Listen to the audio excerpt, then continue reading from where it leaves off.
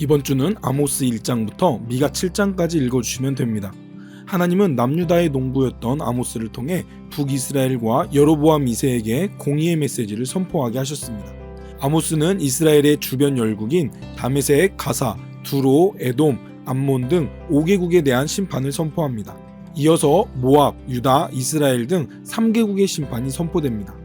하나님은 아모스를 통해 이스라엘의 언약 위반을 질타하시고 심판당할 것을 예언합니다. 사마리아에 내리실 벌에 대해서 기록됩니다. 부자들이 가난한 사람들을 착취한 것과 공의가 배제된 제사를 비판하고 심판하실 것을 예언합니다. 전반부는 애가가 기록되며 후반부에서는 하나님의 심판이 기록됩니다.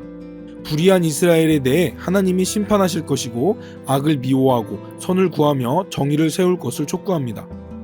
이스라엘과 유다의 멸망을 예언합니다.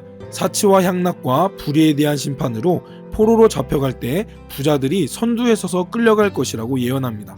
5개의 환상 중에 메뚜기 재앙, 불 징벌은 아모스의 기도로 하나님의 심판을 돌이키는 데 성공하지만 세 번째 환상인 다림줄 저주로 하나님의 심판이 확정되었음을 선포합니다. 네 번째 과일 광주리 환상이 기록되며 공의가 없는 이스라엘의 형식적인 제사와 신앙생활을 질책하며 긴박한 심판에 대해서 선포합니다. 5번째 무너지는 기둥 환상으로 결국 예루살렘 성전은 파괴되고 피할 수 없는 심판이 있을 것임을 선포하지만 결국 남은 자를 통해 회복하실 것을 예고하며 아모스서는 마칩니다. 이제는 오바댜서입니다.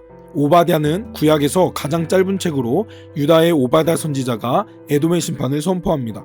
에돔의 멸망을 예고하며 에돔의 죄악과 열방의 심판이 기록되고 그들이 심은 대로 보응할 것이라고 말씀하십니다. 하지만 하나님의 은혜로 시온에서 구원의 회복이 있을 것임을 노래합니다. 이제는 요나서입니다. 요나는 니누에게 회개하라고 선포하는 사명을 받지만 다시스로 도망가는 배에 오르고 풍랑 속의 바다에 빠져 물고기 뱃속에 들어갑니다. 요나는 물고기 뱃속에서 사흘 동안 회개하고 물고기는 요나를 육지에 토해냅니다. 요나는 니누에에 가서 회개하라고 선포하고 니누에에는 회개 운동이 일어나고 하나님은 재앙을 내리지 않으십니다. 원수인 니누에가 심판받지 않음을 보고 요나는 하나님께 불평하지만 박넝쿨 교훈을 통해 하나님의 마음을 알게 하십니다. 이제는 미가서입니다.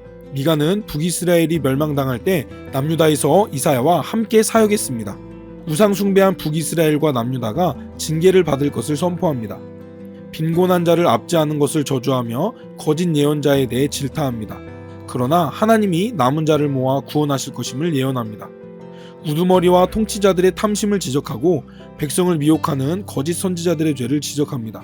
그리고 그들에게 재앙과 멸망이 있을 것임을 예언합니다. 마지막 때에 여호와께서 예루살렘에서 백성과 열국을 통치하시며 남은 자들을 강하게 하실 것이라고 예언합니다. 메시아가 백성들을 포로에서 돌아오게 하시고 베들레헴에서 다스릴 자가 나올 것을 예언합니다. 하나님은 이스라엘과 논쟁하시며 심판의 정당성에 대해서 변론하십니다. 지도자들의 죄악상을 지적하고 악인은 결국 멸망하게 된다고 말합니다. 하지만 고난을 통과하는 남은 자는 하나님과 영원히 의의 관계를 맺게 하실 것이라고 선언하며 미가서는 마칩니다. 아모스, 오바댜, 요나, 미가 선지자의 상황을 생각하시면서 말씀을 읽어가시는 한 주가 되시기 바랍니다.